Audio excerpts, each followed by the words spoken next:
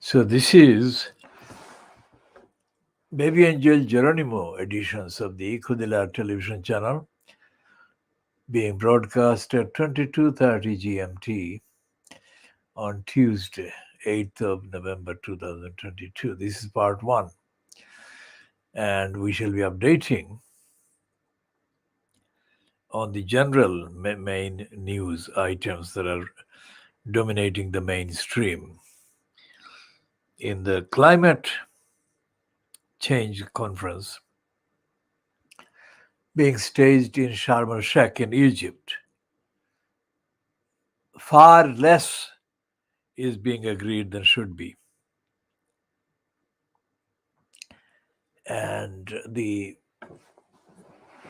diversion from the actual duty to safeguard the planet into the UK's obligation to pay £1 trillion is the main heading in the Daily Mail. And it says, just what planet are they on? The Daily Mail on Tuesday is condemning this organization called War on Want. And this is the headline. Now campaigners say UK should pay £1 trillion in climate change reparations to poorer nations. Just what planet are they on? It's written by two individuals, Colin Fernandez and Martin Beckford. Britain should give 1 trillion to poor nations hit by climate change, activists said yesterday. Now, this is not true because there is a lot of facts that are involved, and the 1 trillion is not about a one-off payment or payment in one go. The actual details of the course of the climate change are being kept from the readers, and none of the British papers has got any of the evidence included in the first day's report. And the Times today, the main heading, front page heading, welfare and pensions set to rise with inflation. Sunak preparing for £1 billion pledge in budget. And the second item on the Prime Minister Sunak saying that Britain will help French migrant patrols. Now, this thing about the cooperation between France and the UK about the migrants crossing the channel, the English call the English channel and the French call the French channel. Let's say the channel.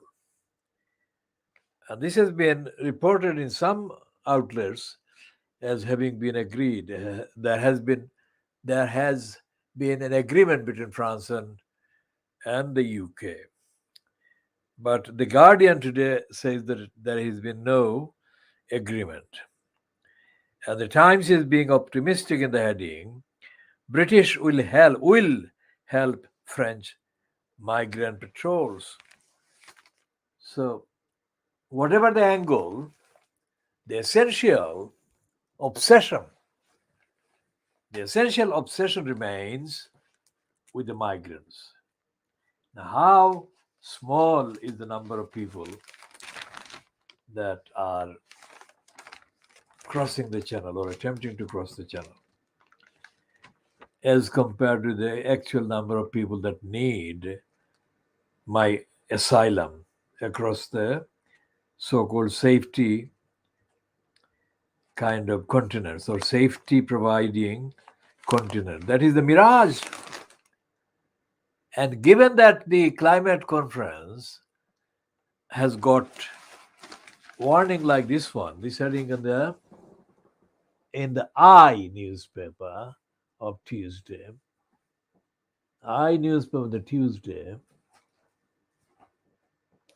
in uh, in London, red alert for Earth, gravest warning yet on climate change. If you look at this reality, which is reality, and the cost, the entire planet is about to explode in less than a generation. And in the Guardian, there is this piece about the absolute danger of the world's Earth's ice melting. Compare the impact. This will explode the whole planet. And here are the racist morons, idiots, criminals who are over kind of exaggerating these number of people that are attempting to reach the UK as asylum seekers or migrants. And there is this other angle, of course, is the some of the MPs have been saying that migrants, I mean, this is perverse. They're supposed to be criticizing Cruella, Braverman, but actually this is a continuation of the bureaucracy that actually operates within the Home Office. That is to say, that the bureaucracy involved in making the decisions in the Home Office is distorting the facts beyond kind of condemnation. For example, they are reported to have selected five-star hotels for migrants to be temporarily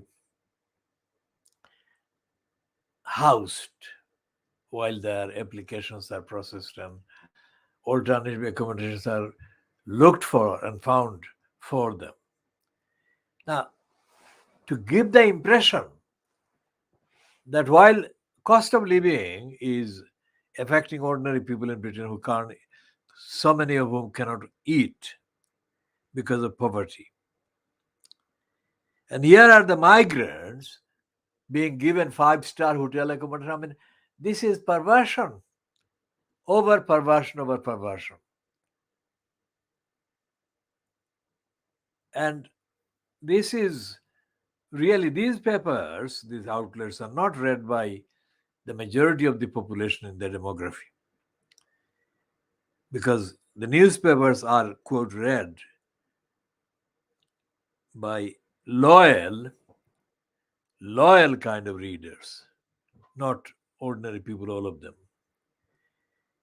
And they are kind of overly incited to hate the image of the migrants that are being painted.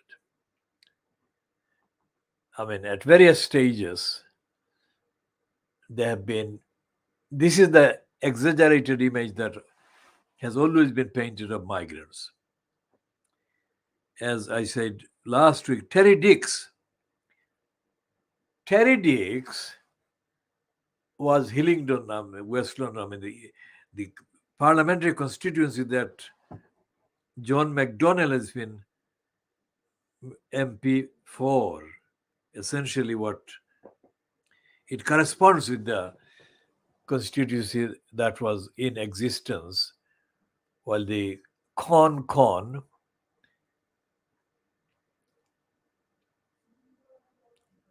Terry Dix. I mean, Terry Dix was so stupid that because Hillingdon is very near the Heathrow Airport, it doesn't. I mean, when you refer to Hillingdon and Heathrow Airport, people don't connect that this is what it is, that Heathrow is outside, way outside of London, and it's in the countryside, let's say, congested countryside, but it's in Hillingdon, West London. And Terry Dix indulged in a number of grotesque stunts whereby he hired black taxis or had black taxis hired for any number of manageable kind of number of just arrived immigrants. And he would then send them, the taxis, to the UK Foreign Office. Now look at that. This is not, the Foreign Office is not the, has never been the destination for those seeking British passport or British kind of acceptance or refuge, let's say.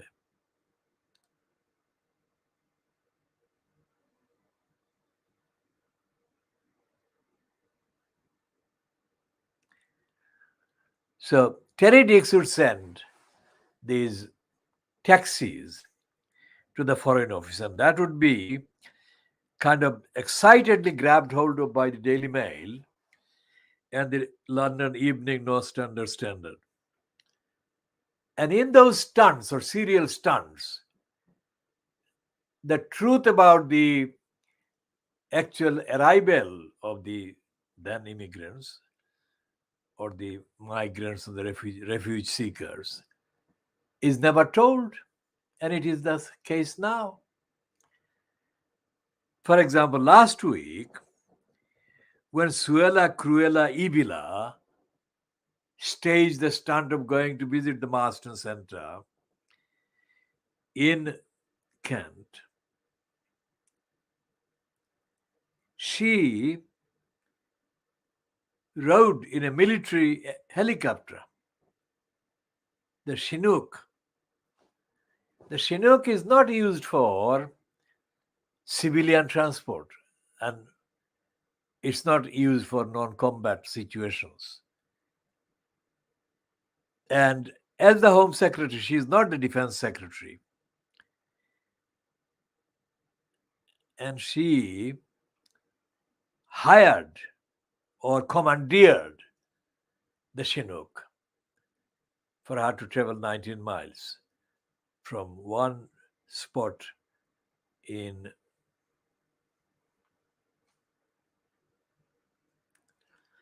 So when Terry Dix did those things,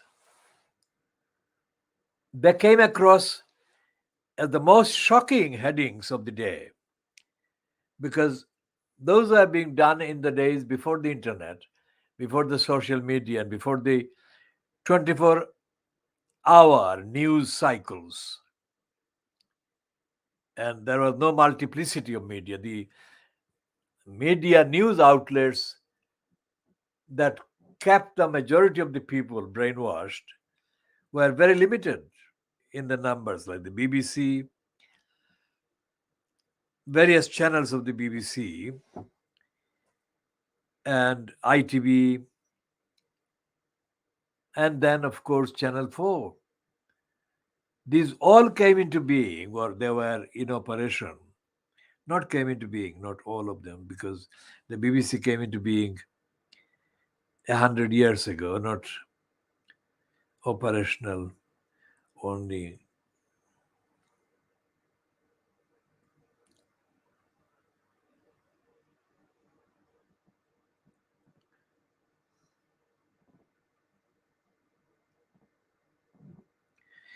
So what they are doing now, Chinook and things, are updating the stunts. And the idea behind these use of the Chinook is the same identical idea and the purpose, which is to incite people to hate the image of the migrants. Now, the migrants in November 2022 are in the most vulnerable, unsafe situation, even if they successfully cross the channel in the dinghy or boats.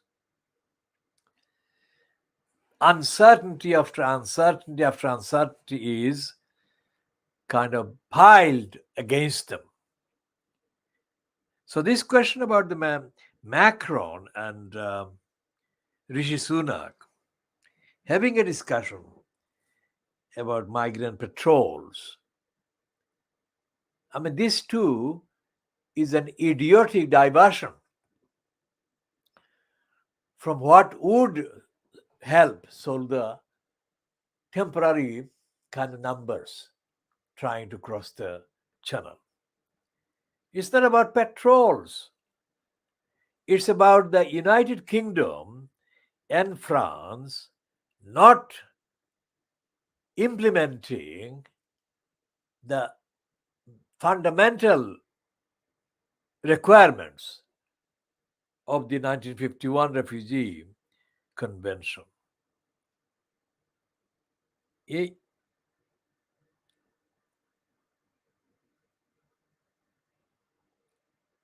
Well, these refugee conventions are mandatory. That is to say that the requirements are mandatory on the signatory countries, and they require the signatory countries to treat the refugee seekers with maximum, utmost respect, and to do that by recognizing how desperate they are trying to escape persecution, starvation, massacre, genocide, etc., etc., whatever it is that they are leaving behind. So when the Times and the Guardian say that there has been really no agreement between France and UK, I mean, on the facts they are correct on that, but they too fail the actual requirement, which is to tell the truth about the obligations that France and the UK are under according to their ratification of the 1951 Refugee Convention. So we shall be talking about that and other issues in later editions. This is something that we are having to stop at this stage because there is a whole long list of items that we shall be discussing in the next editions. This is very short introduction.